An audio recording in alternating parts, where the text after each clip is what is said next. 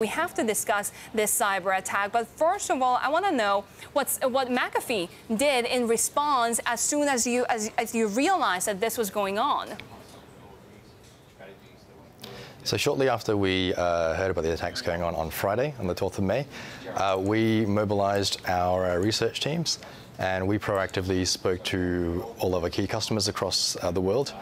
In APAC specifically, we worked through the weekend and released advisories and messages, blog posts, and updates to our software to make sure that all our customers were properly protected.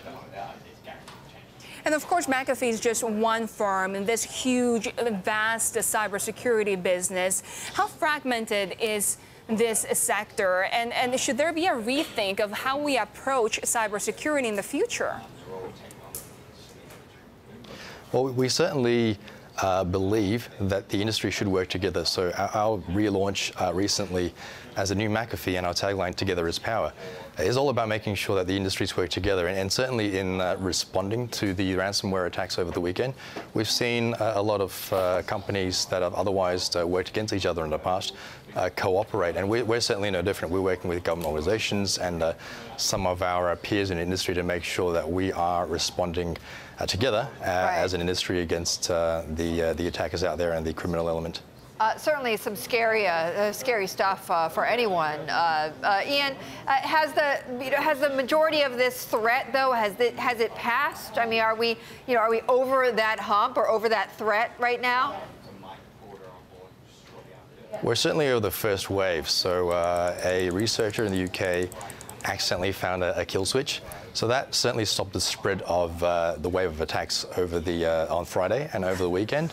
Right. We've since seen a couple of variants, and again, there was a kill switch there, but it doesn't stop somebody from taking that code, modifying a little bit, and releasing versions that are a lot more damaging without that kill switch, and that makes it a lot harder to stop.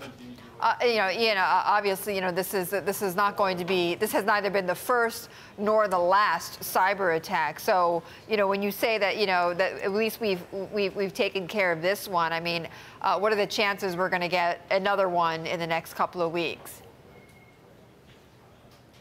It's fairly high. So the work is ongoing. It is still a developing event, so we may still see some activity this week. And certainly overnight there's been a thorough activity on both sides in terms of people trying to find out who's done this, and also I'm sure certain criminal elements are looking to, I guess, expand and build on the success of the first wave.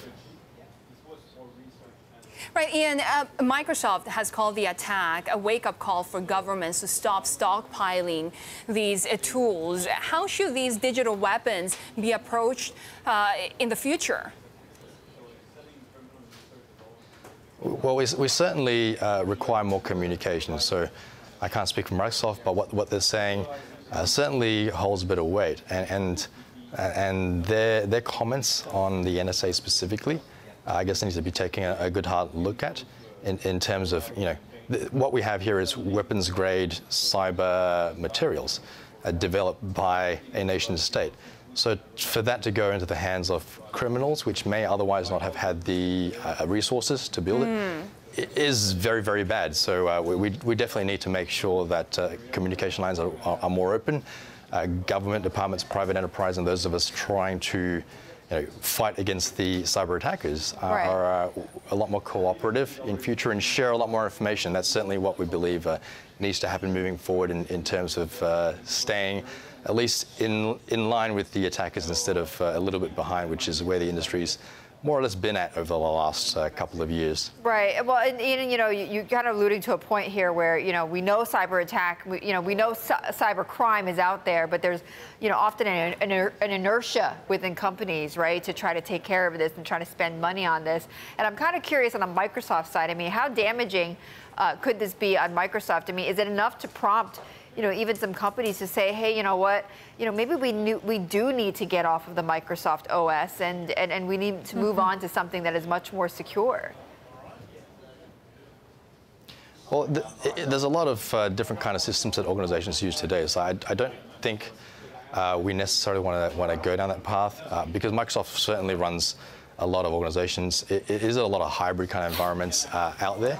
So I think it's more along the lines of making sure as an industry, Microsoft included, comes together and builds more secure software, builds more secure operating systems, and makes sure that these gaps in security aren't so prevalent and easy to find.